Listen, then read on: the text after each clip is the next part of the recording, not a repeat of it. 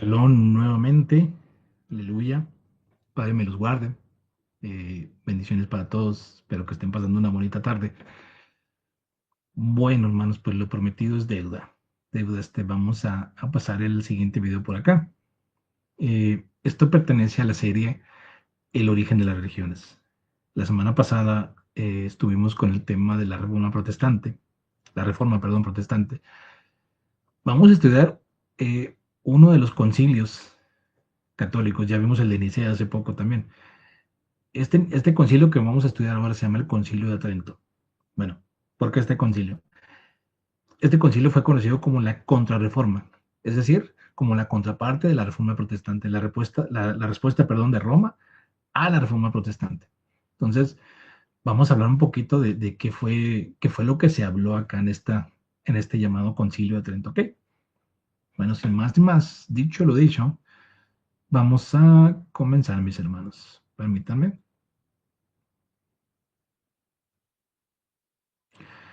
Empezar a compartir.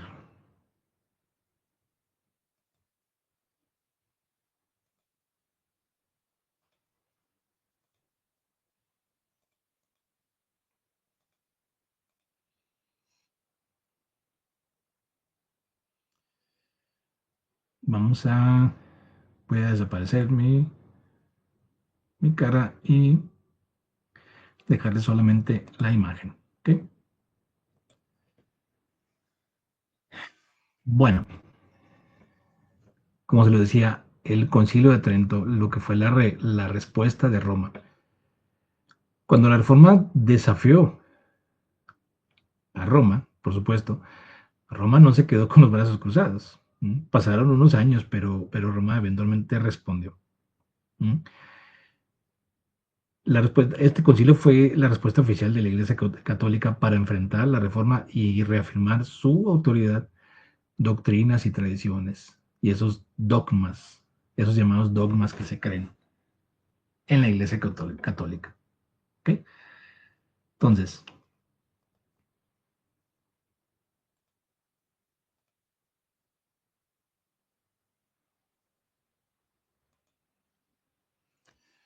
miren, hagamos una recapitulación perdón, histórica muy rápida. Pasamos por el Concilio de Nicea, ¿no? Se establecen doctrinas fundamentales como la divinidad de Mashiach y se inicia esta unión entre la Iglesia y el Estado. Bueno, pero eventualmente estudiamos el Concilio de Constantinopla, ¿m? De los años que pasaron de aquí hacia acá. eh, Fue cuando ya se terminó de establecer y Roma fue ganando más poder y más poder y más poder. Entonces, a partir del Concilio de Constantinopla, fue cuando la Roma papal, como le llamamos, es cuando inicia. Inicia, por supuesto. El auge del papado, por supuesto, lo estuvimos viendo. Doctrinas como la infabilidad papal, ¿m? Las indulgencias y corrupción, por supuesto. Bueno, cómo Lutero confrontó esto. Lo estudiamos la semana pasada. Publica sus 95 tesis y comienza la reforma protestante desafiando a Roma. Y, por supuesto, a partir de aquí, la reforma se empezó a expandir. La Biblia se tradujo, las personas leen, las iglesias se empezaron a multiplicar y el protestantismo crece en Europa. La reforma levantó una voz contra siglos de tradición humana. Roma no se quedó en silencio. Entonces, ¿cómo respondió Roma? Bueno, la respuesta fue este concilio, el de Trento. Aleluya. Dice Marcos 7:13, la tradición de los hombres, de muchos hombres anula, entre comillas, ¿no? Por supuesto, anula la palabra de Elohim. Pero eso es porque el hombre a través de los tiempos ha tratado de endiosarse a sí mismo, plasmando su verdad, su propia verdad.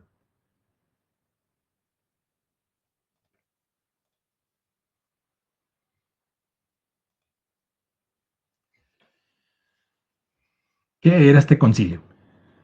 ¿Qué era este concilio de Trento? ¿Qué se imaginan ustedes? Esto fue una asamblea ecuménica Recuerde que la Roma papal siempre ha tratado de, digamos, de promover ese ecumenismo, la unión, ¿verdad? Convocada por la Iglesia Católica Romana y respuesta oficial a la reforma protestante de Lutero en el 1517, perdón. Fechas de 1545 a 1563. Lugar Trento, Italia. ¿Quién participó aquí? Obispos, cardenales, teólogos y representantes de toda Europa. Permítame.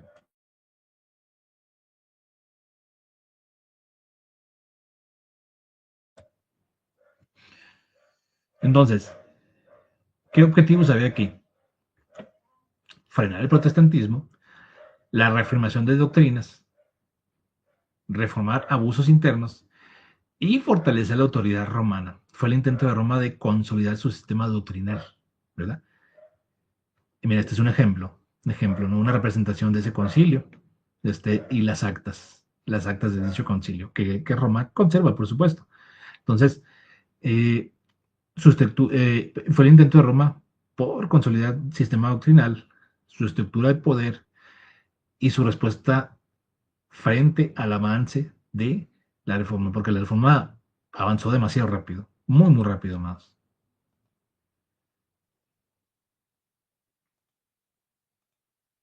Seguimos.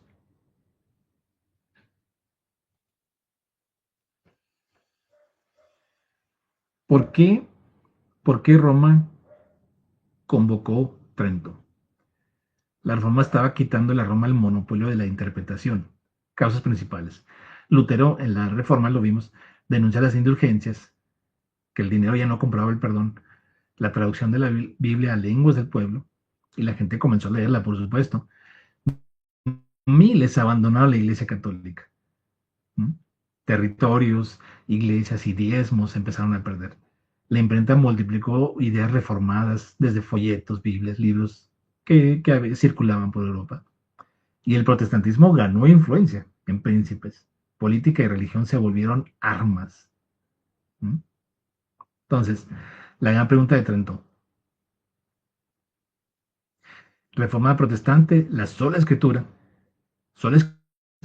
o solo escritura, versus Iglesia Católica que ponen la escritura al nivel de la tradición. Escritura más tradición, más magisterio de la Iglesia Católica. O sea, ellos creen que solamente la Iglesia Católica tiene el derecho de interpretar las escrituras, pero eso no es así.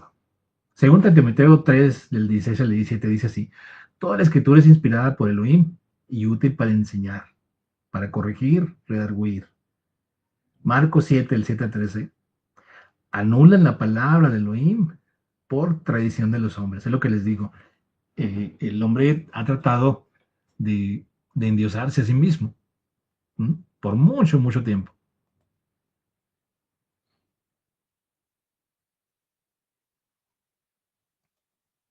Vamos a continuar.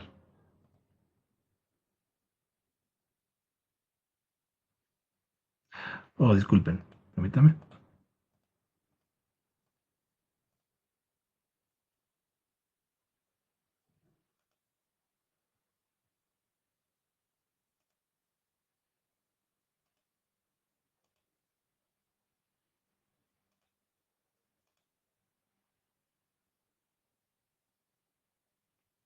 Listo, ahora sí. Entonces, la gran pregunta aquí: ¿quién tiene la autoridad? Digamos, el corazón, el centro del concilio, fue definir la fuente de autoridad para la fe y la práctica de la iglesia. La sola escritura, una de las cinco solas de Martín Lutero, o escritura, tradición, magisterio, que es la doctrina católica. Trento declaró, y cito de la siguiente manera: la Sagrada Escritura y las tradiciones, ya sea escritas de palabra, han sido recibidas por la Iglesia de Dios como igualmente venerables y sagradas, pero esto no es sustentable, más, no es sustentable para nada. ¿Qué nos testifica la Escritura? De nuevo, Timoteo 2, 3, 16 al 17. Toda escritura es inspirada por Elohim y útil para enseñar, redarguir, para corregir, para instruir en justicia. Examinarlo todo, retener lo bueno. Tesalonicenses 5:21. Marcos 7, del 7 al 13. En vano me honran enseñando como doctrinas, mandamientos de hombres. O sea, esto de aquí, lo que Trento declaró, es de hombres. Primera Timoteo 6, del 3 al 4. Si alguno enseña otra cosa y no es conforme a las sanas palabras de nuestro Adón Yahushua y a la doctrina que es conforme a la piedad, perdón, está envanecido. O sea, se envanece a sí mismo, se endiosa a sí mismo. Y esta decisión marcó un punto de inflexión muy, muy tremendo en la historia del cristianismo. La interpretación ya no estaría basada en la escritura por sí misma. La iglesia se posiciona como autoridad final y se abre la puerta para mantener tradiciones como parte de la fe. Tremendo esto.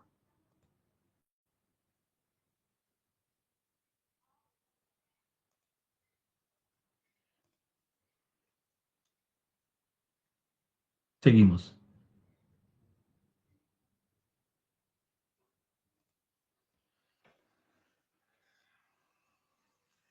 Escritura más tradición. Bueno, solo escritura, es decir, la escritura es suficiente. Reforma protestante. Declara Trento, la disciplina del creyente no provienen solo de escritura, sino también de las tradiciones conservadas de la iglesia. Entonces el concilio de Trento se tomó, mejor dicho, la escritura, tradición oral y autoridad de la iglesia.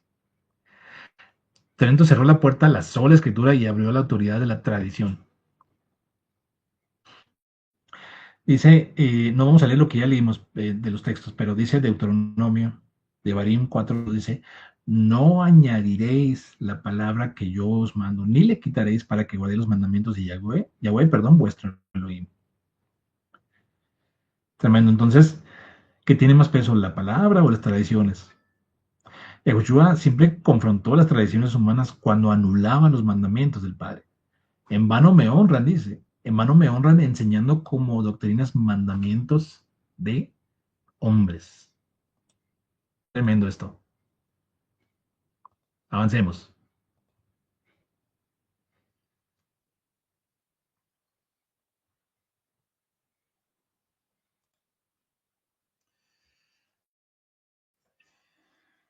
Bueno, entonces, eh, las iglesias empezaron a cambiar. Lo que Yahushua nunca cambió. De nuevo, la iglesia recibe, declara Trento no, y venera con igual afecto de piedad y reverencia todos los libros, tanto escritos como no escritos, transmitidos por tradición oral. Resultado, se eleva la tradición humana al mismo nivel que la escritura. ¿Mm? Aquí vemos ejemplos, lo que dice la escritura. ¿Mm? Dice Isaías 8:20, Yeshayahu, por la ley y por el testimonio, si no dijeren conforme a esto, es porque no les ha amanecido. Roma, la tradición oral tiene igual autoridad que la escritura. La iglesia, el magisterio puede interpretar, modificar y definir la doctrina. Y la salvación también se basa, perdón, también en sacramentos, méritos y obras. Ejemplos de cambios impactados por la tradición. Cambió el llamín de reposo del sábado al domingo, claro, lo hemos hablado, Shabbat no significa sábado.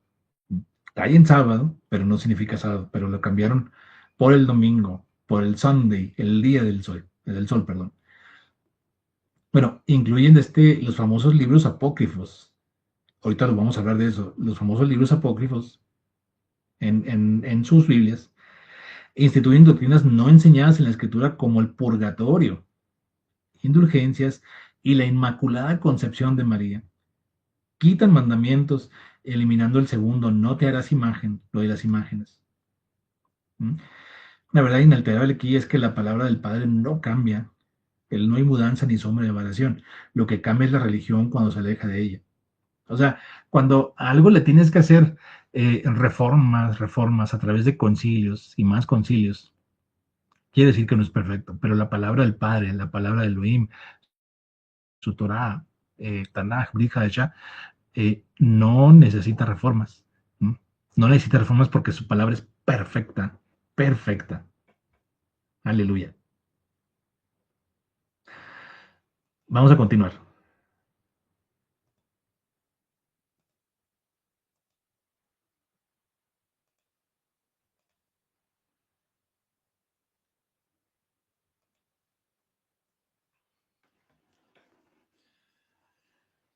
Bueno, otra, otra de las declaraciones de Trento.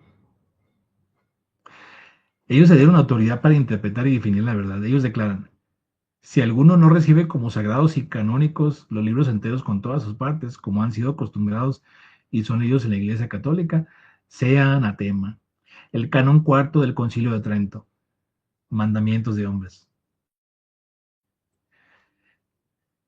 El Concilio de Trento dice, establecieron que la Iglesia interpreta la Escritura, que ellos definieron, qué libros son canónicos, que la Iglesia puede declarar dogmas de enseñanza. La Iglesia tiene autoridad suprema. Entonces ellos colocaron la iglesia por encima de la palabra y se dio el derecho de definir la verdad por todas las generaciones. Veamos qué nos dice el Padre. Colosenses 2.8. Mirad que nadie os engañe, que nadie os haga cautivos, perdón, por medio de filosofías y huecas sutilezas según las tradiciones de los hombres. Hombres. Yeshayahu 29.13. Este pueblo de labios me honra, dice, mas su corazón está lejos de mí. Pero en vano me honran enseñando como doctrinas mandamientos de hombres. Esto de lo de aquí, lo de Trento fue enseñanzas y mandamientos de hombres. Mateo 15:6 también dice, así invalidáis la palabra, Doleín, con vuestra tradición que os ha sido entregada y hacéis muchas cosas semejantes a estas. Tremendo. Entonces, la tradición sobre escritura igual a autoridad humana sobre revelación divina. Cuando la tradición se vuelve autoridad final, la verdad del Padre pasa a segundo plano. ¿Mm? Así es. Así es esto, hermanos. Vamos a avanzar.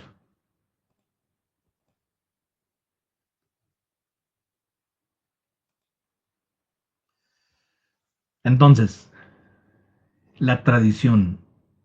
¿De dónde viene dicha autoridad? Para Roma, la tradición tiene la misma autoridad que la escritura, pero ¿tendrá origen divino? No. Dice, Trento declara, la iglesia transmite a las generaciones todas las cosas que ella misma es, todas las cosas que ella misma cree, y estas cosas no solamente por escritura escrita, sino también por la tradición no escrita que ha recibido de los apóstoles. ¿Qué es la tradición? Costumbres, enseñanzas orales, ritos y prácticas transmitidas por la iglesia no basadas específicamente en la escritura. La iglesia católica afirma que tienen origen apostólico. Los que han sido católicos, yo en su momento lo fui, seguramente escuchaban cuando decía que la iglesia es una santa, católica y apostólica. Bueno, perdón, que debe ser aceptada con fe divina, afirman ellos, ¿no? Y tienen autoridad para interpretar la escritura. ¿Qué nos dice la escritura? Yeshayahu 8:20. A la ley y al testimonio, si no digieren conforme a esto, es porque no les ha amanecido. Mateo 15:6. Mateo 15:6. Así invalidáis la palabra Elohim con vuestra tradición que os ha sido entregada y hacéis muchas cosas semejantes a estas. Colosenses 2:8. Mirad que nadie os haga cautivos por medio de las filosofías y huecas sutilezas, según tradiciones de hombres. Entonces, cuando la tradición toma el lugar de la escritura, la verdad del Elohim se reemplaza por la religión. Qué triste, ¿no? Entonces, digamos, lo que es la divinidad o la divina y la humana de Elohim, cuando supuesto es revelada en la escritura inspirada por Harrua, inmutable y eterna, y lo examina todo. Cuando es humana, no está escrita en la Biblia. Le estará escrita en el catecismo romano, pero eso es sabiduría de hombres más que nada. Transmitida por hombres, cambia con el tiempo, insisto, las reformas son para eso, ¿no? Pueden contradecir la palabra. Entonces, aceptar tradiciones humanas como autoridad religiosa es abrir las puertas a errores doctrinales y alejarse de la verdad que solo está en la escritura. Bendito sea el güey. Solo la verdad de la escritura, de la Torah, de la Biblia, es infalible. La famosa infalibilidad papal, eso no, eso es cosa de hombres.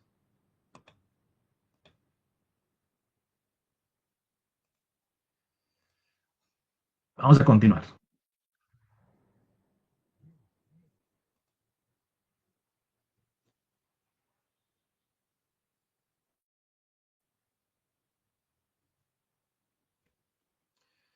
Bueno, esto ya es, digamos, repasando al momento, ¿no? Lo que hemos visto.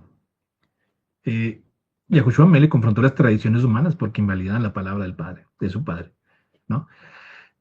Trento declara, la verdad y la disciplina del creyente no provienen solo de la escritura, sino también de las tradiciones, nuevamente, escritas.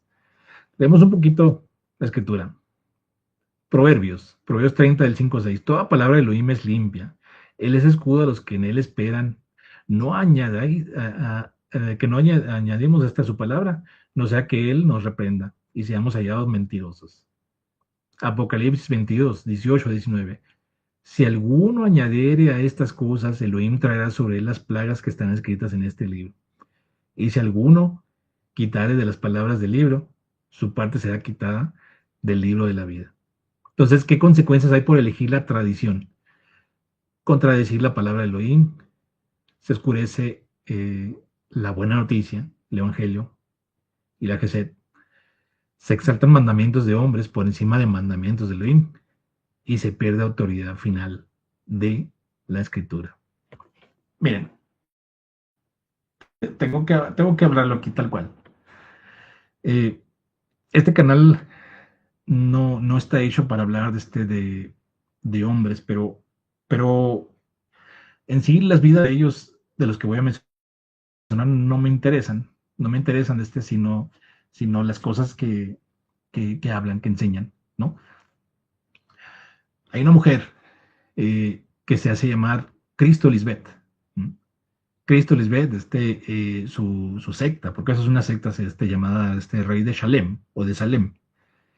Ella es una mujer viuda, pero era esposa de José Luis de Jesús Miranda, ¿no?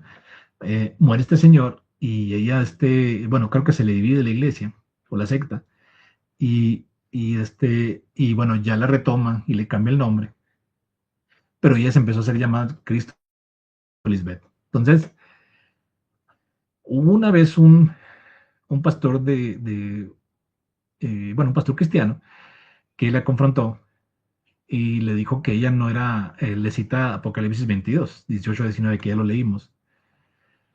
Entonces, ella dice, no, dice, es que ese texto no aplica para mí, dice, no aplica para mí, porque yo soy el ángel del librito. O sea, y hay cantidad de gente que sigue a esta mujer. En Roma, en Roma, hay un señor que lo siguen cantidad de personas llamado Luis Toro, ¿m? Un cura católico de origen venezolano, si no me equivoco, llamado Luis Toro, y lo siguen cantidades y cantidades de personas. ¿M? Y él cita una y otra vez cosas que no están en la escritura, que no están en la Torah, y la gente le aplaude, le dice amén, lo tienen como siervo de Elohim. Terrible, terrible, la verdad. Entonces, esas son consecuencias que podemos llegar a tener si empezamos a elegir las tradiciones, dándole auge a esto en lugar de la escritura. Aleluya, vamos a avanzar.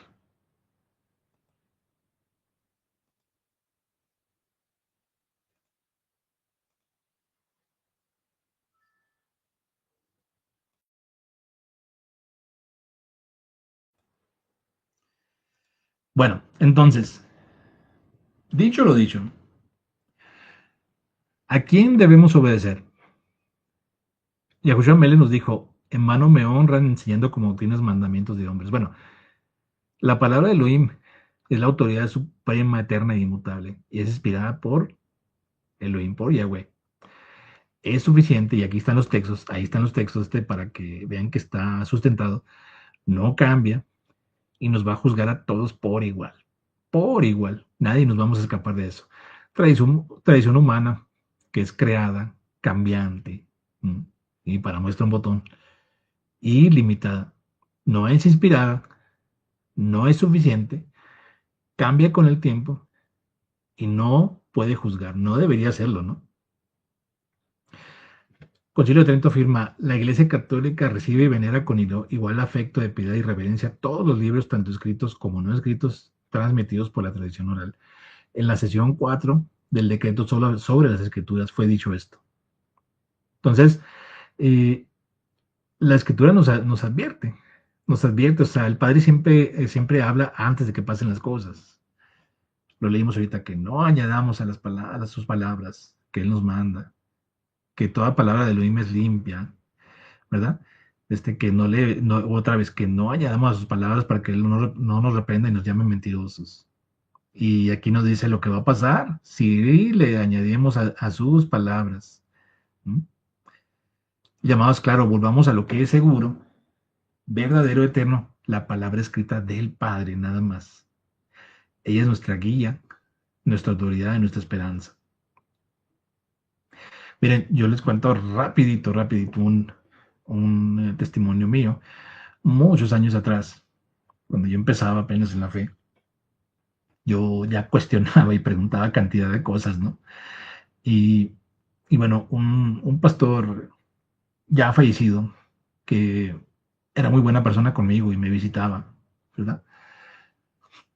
Y yo le decía, a ver, le digo, o sea, esta iglesia enseña una cosa, esta religión enseña otra, esta otra, y todos dicen que tienen la verdad. Todos dicen que tienen la verdad, entonces, y él me muestra su Biblia que él utilizaba. Me dice, lo que pasa, brother, es que muchos hombres a través de los tiempos se han querido endiosar a sí mismos. ¿Mm? Y me muestra su Biblia, me dice, aquí está la verdad, dice, no salgas de aquí. Esta es la verdad. ¿Mm? Y eso nunca se me olvidó, mis hermanos. Aleluya. Entonces, obedecer al Padre es vida. Seguir tradiciones humanas es un peligro. Volvamos al camino antiguo, a las sendas antiguas. Solo escritura. Yirmiyahu 6:16. Continuamos.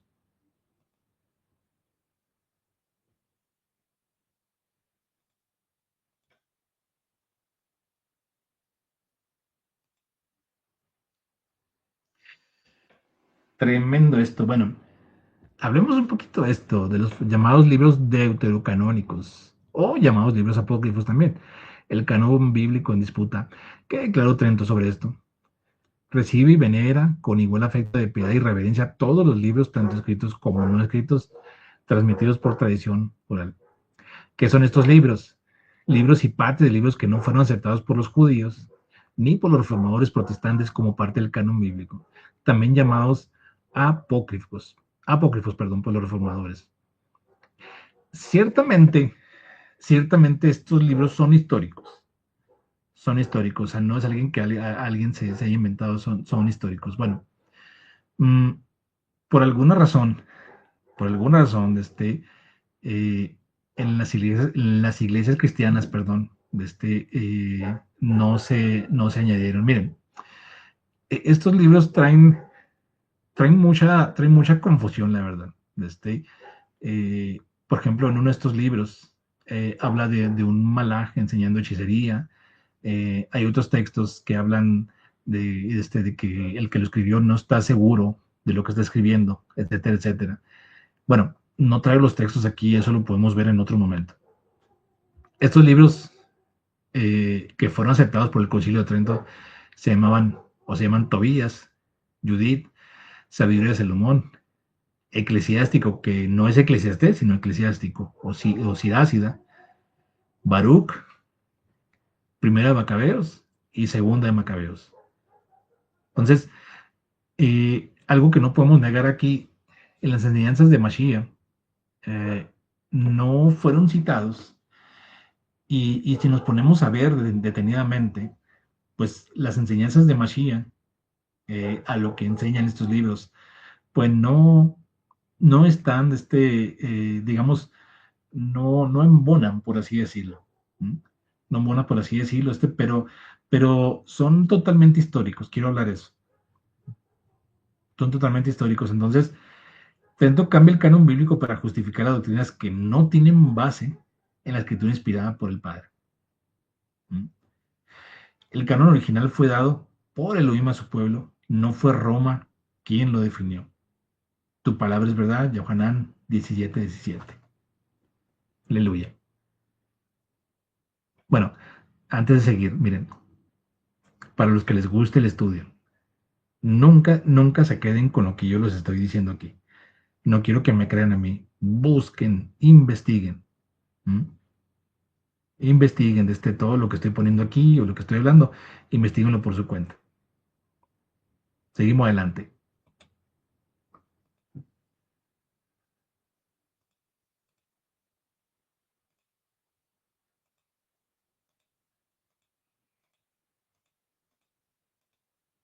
Permítanme.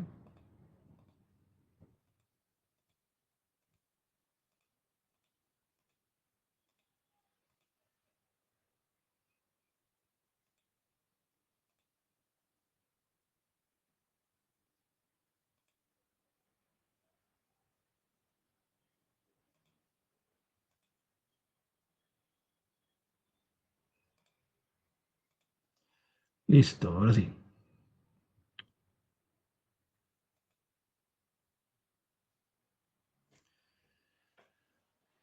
Bueno, la objeción de los reformistas es que no fueron aceptados por los judíos. No están en el canon hebreo, la Tanaj. No fueron escritos en hebreo, sino en griego. Y no fueron reconocidos por Mashiach ni por los apóstoles como escritura. Y como les decía ahorita, contienen enseñanzas que contradicen la suficiencia de la escritura. Poquito de lo que trae cada libro. Miren, Tobías relata de la fidelidad de Tobías y la guía del ángel Rafael.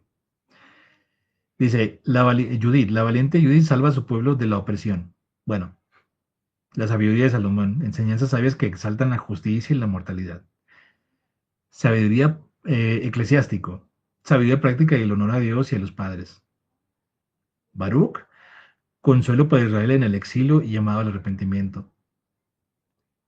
Primero Macabeos, de Macabeos relata la revuelta de los macabeos por defender la fe.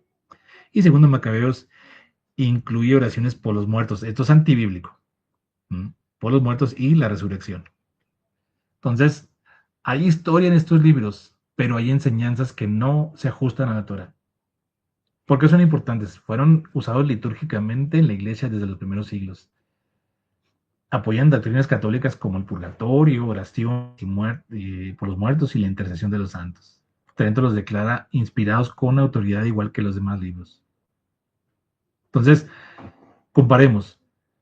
El canon hebreo, 22 libros es lo mismo que el protestantismo, perdón, no incluye deuterocanónicos fijado oficialmente en Jamnia en el año 90 de nuestra era, perdón.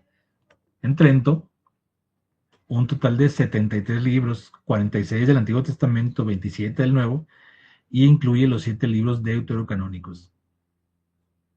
Ok, el canon protestante, 66 libros en total, 39 del Antiguo Testamento, 27 del Nuevo, y no incluye los deuterocanónicos. Bueno, la palabra de Elohim es una nada más. O sea, no tiene dos verdades, ni tres, ni cuatro, es una nada más, ¿no? Eh, pero como les venía diciendo, el hombre siempre se ha endiosado. Entonces, a través de los tiempos, es por eso que este concilio declaró esto que le estoy colocando acá. Aleluya. Bueno, vamos a seguir.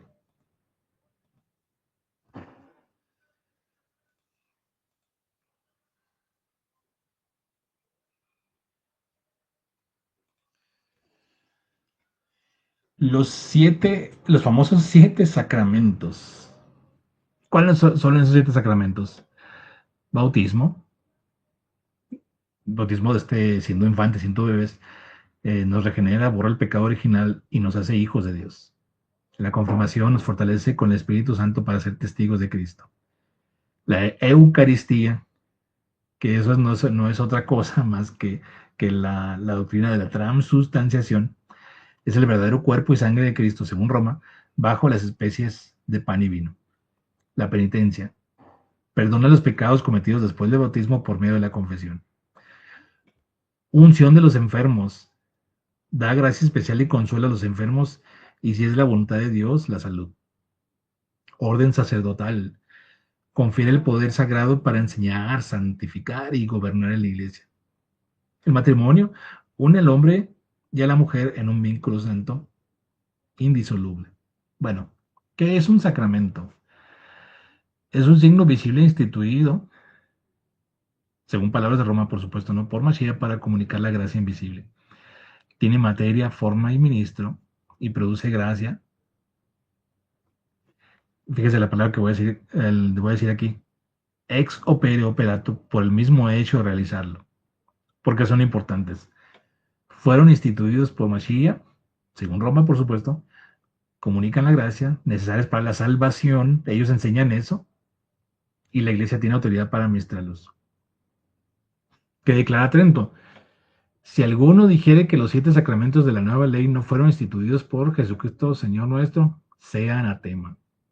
Ahí está la sesión séptima del primer canon, del 1547.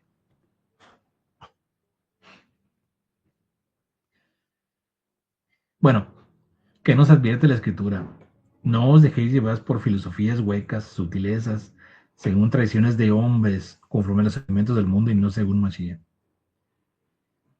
Primera Timoteo 4:1, pero Jarúa dice claramente que en los posteriores tiempos algunos apostatarán de la fe escuchando a espíritus engañadores y doctrinas de demonios. En las objeciones de los reformistas, empezando por Lutero, dice, solo Mashiach instituyó 2 sacramentos, bautismo por supuesto, que es el tevilot, y cena del Señor, que en realidad es Pesaj, por supuesto. Los demás, el resto no tienen fundamento bíblico.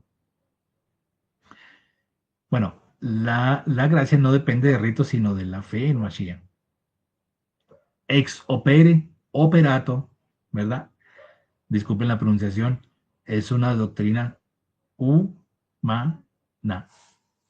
La respuesta católica a esto, que Mashiach dio autoridad a la iglesia para instituir y administrar sacramentos.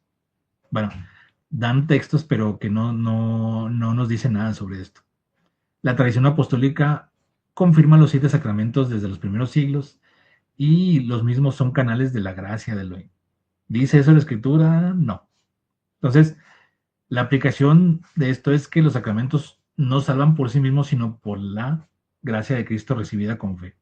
Pero traerle a la iglesia ritos sin fundamento bíblico es añadirle a la palabra, es añadirle al evangelio. Entonces, solamente Mashiach es suficiente, su gracia es suficiente, su palabra es suficiente.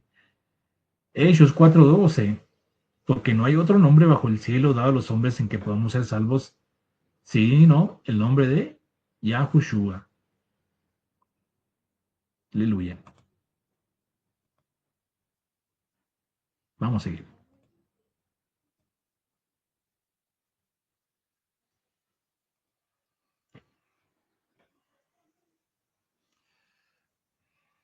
La transustanciación y la misa. Bueno, ¿qué es esta transustanciación? Es el cambio total de la sustancia del, del gen, bueno, vamos a decir, como dice Roma, del pan, ¿no? Y del vino en el cuerpo y la sangre de Cristo, conservando solo las apariencias pan y vino. No es solo un símbolo, sino una representación en la presencia real, verdadera y sustancial. Bueno, Trento enseñó que estos se convierten realmente en el cuerpo y la sangre de Mashiach, según ellos. La misa es el sacrificio incruento de Cristo que se hace presente en cada celebración. Es decir, cada misa lo ofrecen y lo vuelven a matar, ¿no? Por así decirlo. El sacerdote actúa en la persona de Cristo. In persona Christi. Eso es latín. El altar es el mismo Cristo ofrecido de manera incruenta. ¿Qué nos enseña la Escritura? Que el Ején y el Yai son símbolos que representan el cuerpo y la sangre de Mashiach. Representan, es un recordatorio. La cena de Mashiach es un memorial, no un sacrificio repetido. O sea, eso se hace en el tiempo de Pesaj nada más, que ya lo pasamos este año.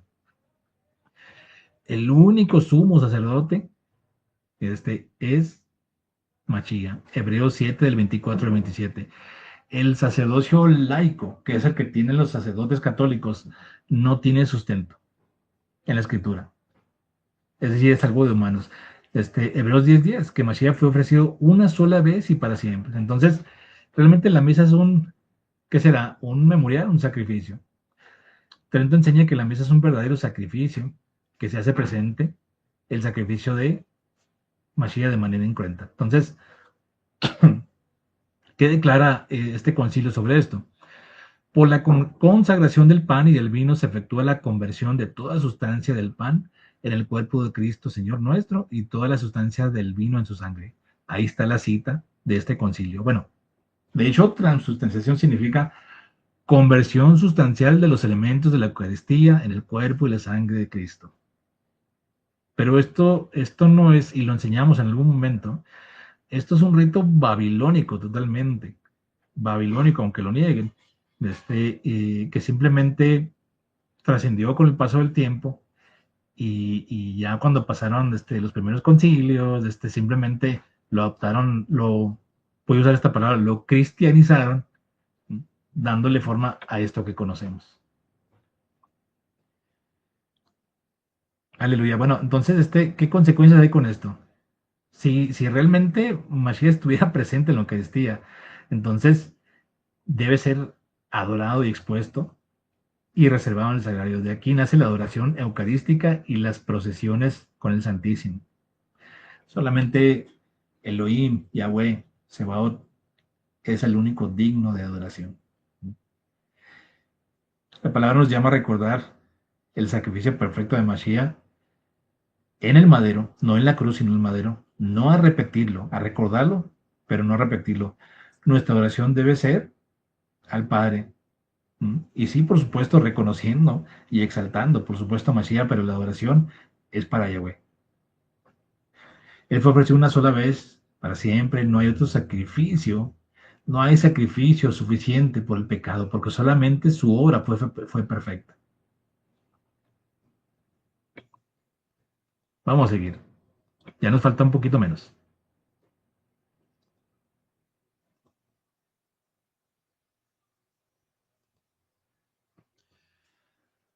La famosa confesión sacerdotal. Bueno, ellos declaran, si alguno dijere que la confesión de todos y cada uno de los pecados mortales después del bautismo, instituida por Cristo nuestro Señor, no es de institución divina sino humana, o que es inútil para la salvación, sea anatema. O sea, se dan cuenta siempre maldiciendo. Ahora, ¿qué es esta confesión? Es el acto de declarar pecados al sacerdote en privado, quien luego absuelve en el nombre de Cristo y la Iglesia. Obligatoria para los pecados mortales después del bautismo. Recuerden que Roma divide los pecados en pecados veniales, pecados mortales, etcétera, ¿no? Entonces, Trento enseñó que esto es la institución divina, que Mashiach le dio a los apóstoles el poder de perdonar pecados, ¿no? Bueno, cada fiel debe confesar todos sus pecados mortales al menos una vez al año. La famosa absolución sacerdotal en la persona de Cristo otorga el perdón y reconciliación con Dios después de la confesión, ¿no? El sigilio sacerdotal, que el sacerdote está obligado a guardar secreto absoluto sobre los pecados confesados. Y el propósito de enmienda es cuando te dicen, rézate 10 Padres Nuestros y 5 Aves Marías. Para recibir perdón, el penitente debe tener dolor de sus pecados y propósito a no volver a pecar. Y aparte te mandan a rezar, no a orar, sino a rezar. Bueno, los reformadores dijeron lo siguiente, que dice que la Biblia no enseña bueno, que los cristianos, ¿verdad? Porque él realmente le dio paso al cristianismo, pero deban confesar sus pecados a un sacerdote. El perdón es por la fe de Mashiach, no por un acto sacramental. Efesios 1.7, 1 Juan 1.9. Que solo Leim conoce el corazón, no es necesario revelar todos los pecados a otro hombre.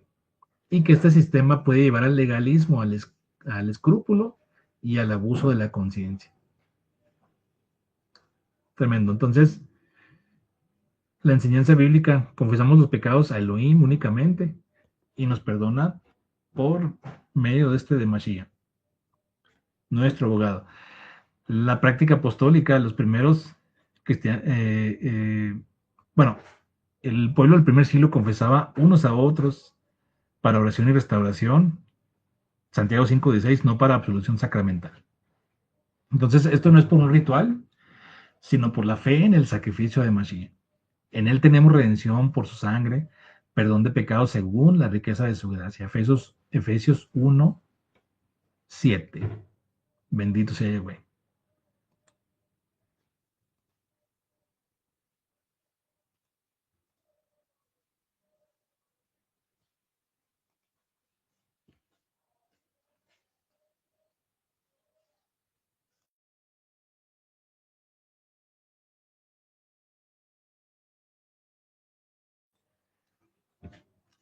Bueno, sigamos avanzando. El purgatorio, el famoso purgatorio. Les soy sincero, este es de mis favoritas, la verdad. Dice, limpieza necesaria o doctrina humana. Trento reafirma que existe un purgatorio y que las almas allí sufren una purificación temporal antes de entrar al cielo, según ellos. Declaran, existe el purgatorio y las almas allí retenidas son ayudadas por los sufragios de los fieles, principalmente por el sacrificio del altar. Y aquí viene lo que es en qué capítulo está de este concilio, ¿no? ¿Qué es el purgatorio según Roma? Un estado temporal donde las almas que mueren en gracia de Elohim, pero aún con pecados veniales o penas temporales pendientes, son purificadas antes de entrar al cielo. Ellos enseñan que existe el purgatorio, es decir, que hay un lugar o estado de purificación después de la muerte para los que no están completamente puros.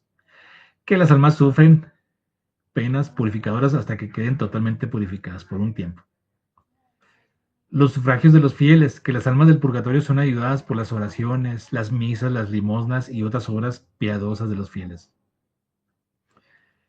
El sacrificio de la misa. Dice, el sacrificio del altar, es decir, la misa, es el sufragio más eficaz por las almas del purgatorio. Y que no es doctrina en la escritura, que Trento no basa el purgatorio en textos claros de la escritura, sino en tradición apostólica. Fíjense nada más. ¿Qué nos dice la escritura? Corintios 1:3-15 dice, si la obra de alguno permaneciere, recibirá galardón. Si la obra de alguno se quemare, él sufrirá pérdida, pero él mismo será salvo, aunque así como por fuego. Evidentemente está hablando de las obras. Está hablando de las obras, no está hablando de que nosotros veamos un purgatorio, es una interpretación que da Roma. Uno de los apócrifos, segunda de Macabeos 12:46. Por esto hizo ofrecer sacrificio por los muertos para que fuesen exonerados de su pecado. Bueno, recuerden que Roma basa, bueno, tanto en tradiciones orales y lo que es en escritura, se van a estos libros llamados los apócrifos. Hebreos 9:27. Está establecido para los hombres que mueran una sola vez y después el juicio. ¿Cómo ayuda supuestamente las almas del purgatorio? La oración, la famosa Santa Misa, el Santo Rosario, limosnas de obras y caridad y las famosas indulgencias. Tremendo lo que confrontó Lutero. ¿Se acuerdan que lo estudiábamos? Nosotros solamente podemos orar por las personas mientras están en vida. Les digo eso más. Cuando ya la persona muere, ya no se puede hacer absolutamente nada. Absolutamente nada. Dice, nuestra vida terrenal define nuestro destino eterno. Es decir, nosotros tenemos oportunidad mientras estamos aquí. Todos compareceremos en el tribunal de Mashiach porque cada uno reciba según lo que haya hecho mientras estaba en el cuerpo, sea bueno o sea malo. Aleluya. Vamos a la que sigue.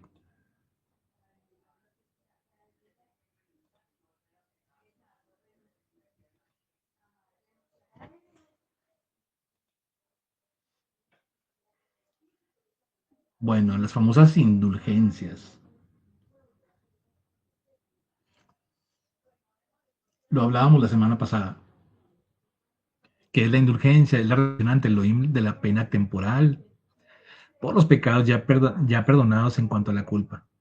Que el fiel esté dispuesto, que el fiel dispuesto, obtiene bajo ciertas condiciones por mediación de la iglesia.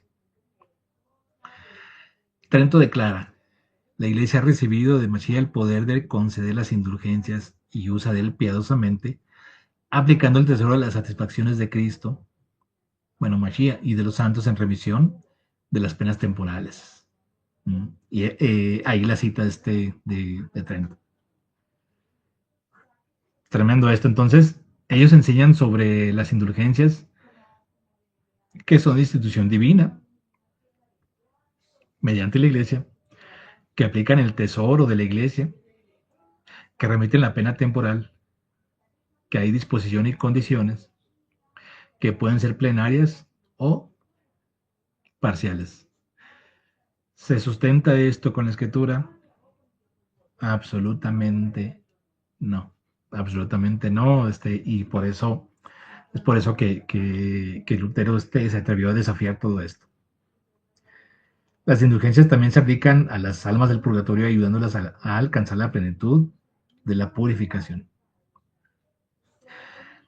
Las indulgencias son un don de Elohim por medio de su iglesia, no un negocio humano. Tremendo esto.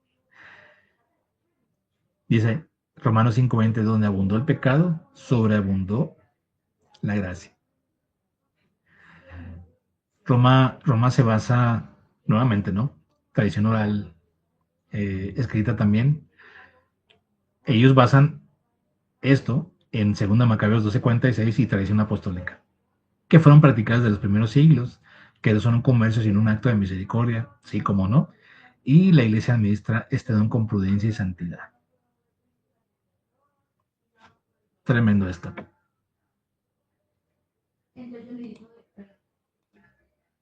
Vamos a avanzar. Estamos en la recta final, amados.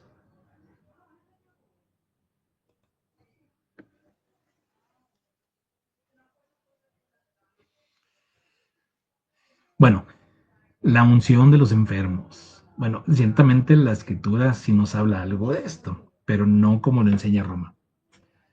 Declara Trento, este santo, unción instituida de nuestro Señor Jesucristo y verdaderamente recibida de los apóstoles, da gracia del Espíritu Santo a los que están enfermos. Canon 5. Bueno, ¿qué es la unción? El sacramento que confiere la gracia del Espíritu Santo para fortalecer al enfermo, perdonar sus pecados, si no pudo confesarlos, y si es para su bien, obtenerle la salud del alma y del cuerpo. ¿Qué dice la Escritura? Santiago, Jacob 5, 14 al 15. ¿Está algún enfermo entre vosotros? Llame a los ancianos de la congregación y oren por él, ungiéndole con aceite en el nombre del Adón. Marcos 6:13, expulsaban muchos demonios y ungían con aceite a muchos enfermos y los sanaban. Primera Timoteo 5:23, no sigas bebiendo agua si no usa. Esto fue una recomendación de Shaul a Timoteo, que no siguiera bebiendo agua, sino que usara un poco de vino por causa de tu estómago y de tus frecuentes enfermedades. Pero eso de la famosa extrema unción que habla Roma, y ahorita vamos a hablar un poquito de eso, falso totalmente. En la enfermedad Mashiach no nos abandona, dice, bástate mi gracia, porque mi poder se perfecciona en la debilidad. Aleluya. Sigamos avanzando.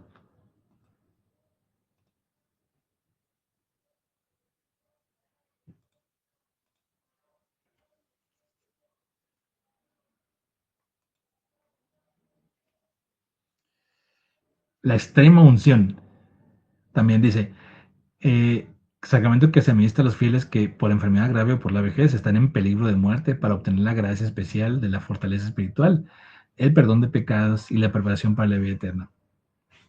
Lo que Trento enseña sobre esto, bueno, declaran, este santo y sacramento ha sido instituido por Cristo nuestro Señor y verdadera y propiamente se llama extrema unción, porque es el último que se administra a los cristianos y porque con él se unge a los que están en el último extremo de la vida. Entonces, ellos enseñan que esa institución divina, dicen que es para los que están en vejez, peligro de muerte. Los efectos son unión con la pasión de Mashiach, fortaleza, shalom y consuelo espiritual, perdón de pecados si no hubo tiempo de confesarse. No es solo para un momento final, sino que puede administrarse antes que el enfermo pierda el uso de la razón mientras esté en peligro de muerte. Y que solamente uno de sus ministros o sacerdotes pueden administrarlo, invocando al Espíritu Santo y ungiendo con aceite bendecido. La Escritura dice claramente, o sea, las condiciones para esto, para orar por los enfermos. Pero Roma se adjudica el derecho, así como de interpretar las Escrituras, o de hacer una, eh, sí, bueno, sí, hay que hacer una liberación. Ellos le llaman exorcismo, que solamente Roma puede hacerlo. En el caso de los enfermos también, que solamente Roma puede hacerlo. Pero es que la Escritura no nos dice eso. Vamos a avanzar.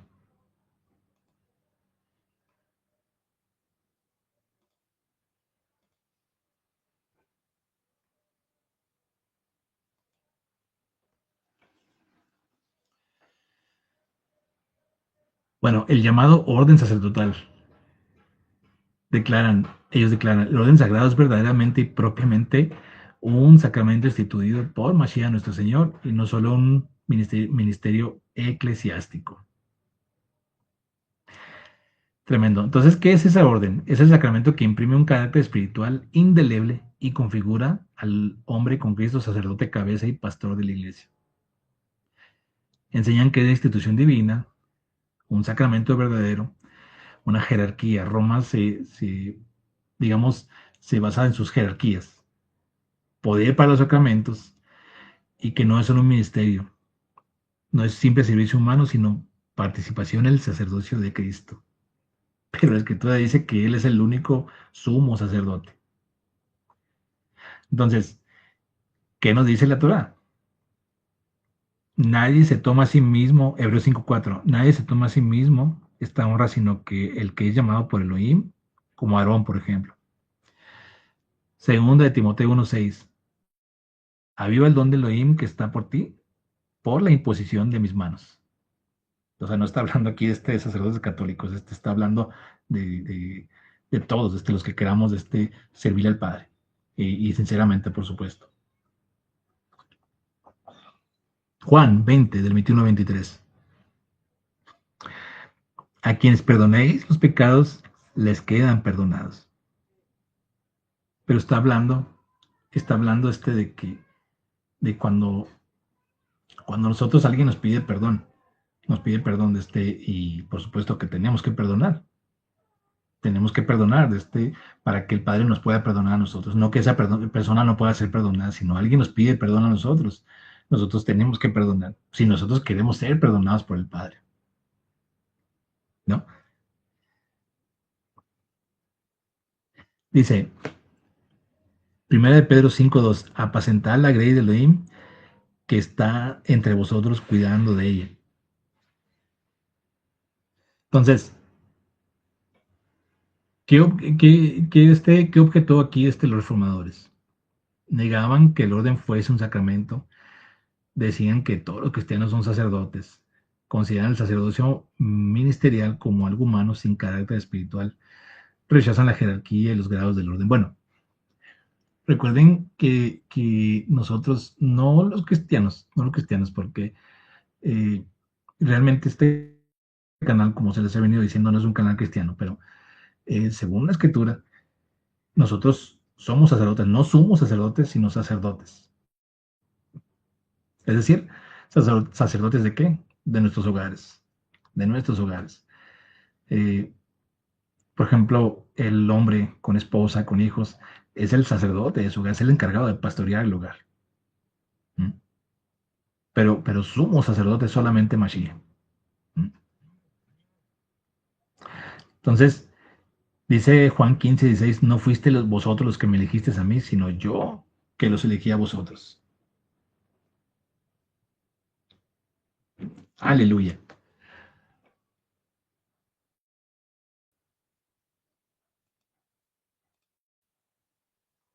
Vamos a avanzar.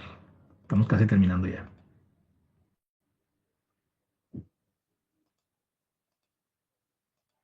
Permítame.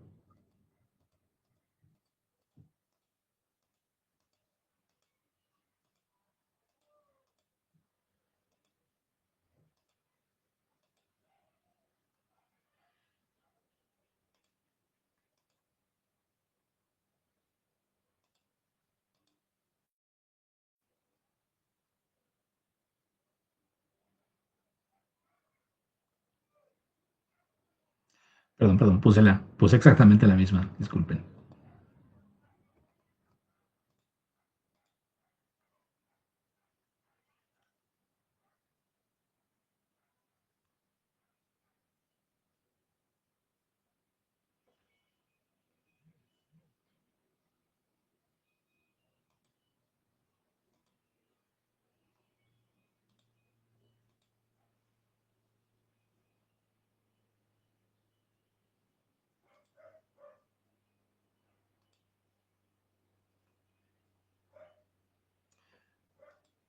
Permítame.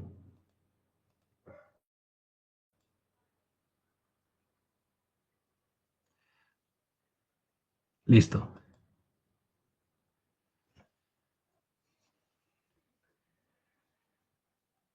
Bueno, el juicio particular que declara este concilio. Después de la muerte se da a cada uno inmediatamente la retribución según las obras. Los buenos van a la vida eterna y los malos al castigo eterno. Bueno, ¿qué nos dice la Escritura? Hebreos 9:27, que está establecido para los hombres que mueran una sola vez y después de esto el juicio. A ver, en este momento, en estos momentos, no hay nadie recibiendo recompensa, bueno o malo. Es mentira que hay alguien ahorita en el cielo y o hay alguien ahorita en el infierno. No, no, el juicio va a ser una sola vez y para todos, todos los que han muerto hasta el día de hoy, ahorita están simplemente dormidos totalmente, y van a ser levantados, dice la Escritura, unos, unos para vida eterna y otros para tormento eterno. ¿Mm?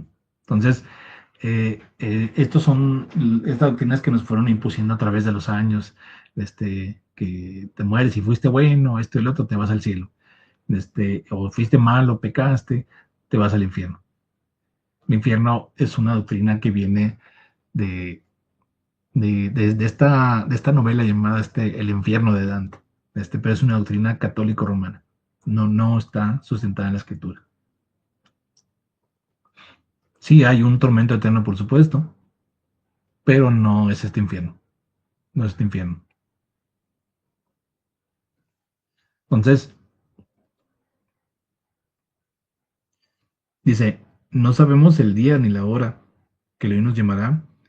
Estemos siempre listos para el encuentro definitivo con nuestro juez y salvador. Bendito sea Yahweh. Vamos a la siguiente.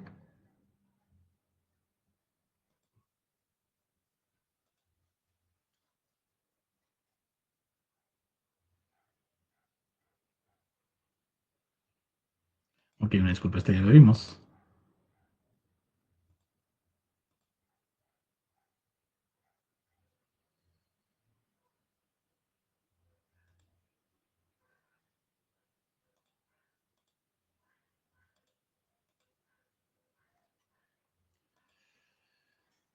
Bueno, este es otro, este es otro tema dentro de esto, ¿no? Por supuesto.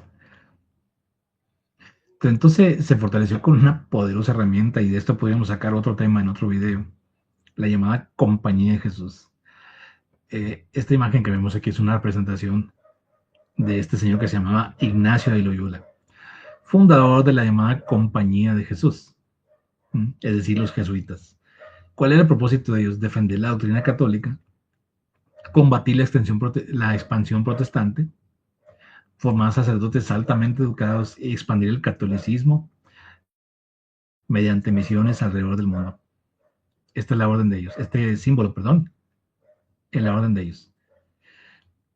Bueno, ellos se educaron altamente, ¿no? En colegios y universidades, respondían argumentos, lo que es la apologética de los reformadores con sólidos escritos y debates, misiones a través del mundo, llevando el catolicismo a la India, a China, Japón, a América, por supuesto, y una influencia política muy, muy, muy alta. Llegaron a ser consejeros de reyes, emperadores y gobernantes, influyendo en decisiones políticas y culturales.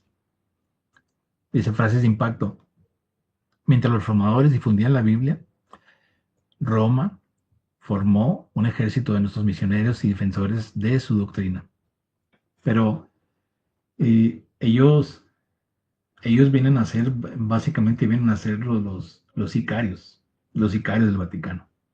Desde los de ese entonces y a la fecha también.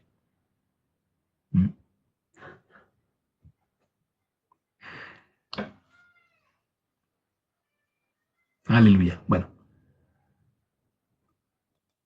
estamos llegando ya casi a las últimas.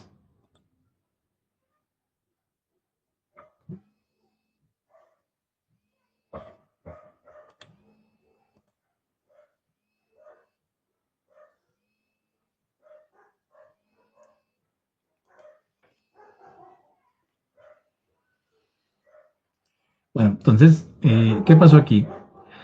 Eh, ¿Ganó o perdió Roma? ¿Sí o no? ¿Ustedes qué piensan? Entonces, lo que Roma ganó, mejor formación del clero, esta creación de seminarios que tienen hasta la fecha, disciplina eclesiástica, fin de muchos abusos evidentes y un fortalecimiento doctrinal de sus dogmas. ¿Qué perdieron ellos? Territorios en que permaneció el protestantismo, gran parte de Alemania, Suecia, Noriega, Dinamarca, Inglaterra y parte de Suiza. Entonces millones abandonaron la autoridad papal y adoptaron diversas formas de protestantismo. La contrarreforma ayudó a recuperar regiones que estaban inclinándose hacia la reforma a través de lo que ya mencionamos, de educación, apologética, etc. La reforma dividió la cristiandad occidental. Trento asegura la reorganización del catolicismo romano. Texto bíblico dice: os ruego pues, hermanos, por el nombre de nuestro don Yahushua, que habléis todos una misma cosa y que no haya entre vosotros divisiones. Tremendo esto. Entonces, mientras Europa se dividía, Roma se expandió su influencia a través de América Latina, Filipinas, India, la China y el Japón. Y en este mapa que podemos ver aquí, podemos ver en qué regiones avanzó el protestantismo, en dónde el catolicismo y en qué zonas fueron de conflicto total, según lo que nos dice estos marcadores de aquí.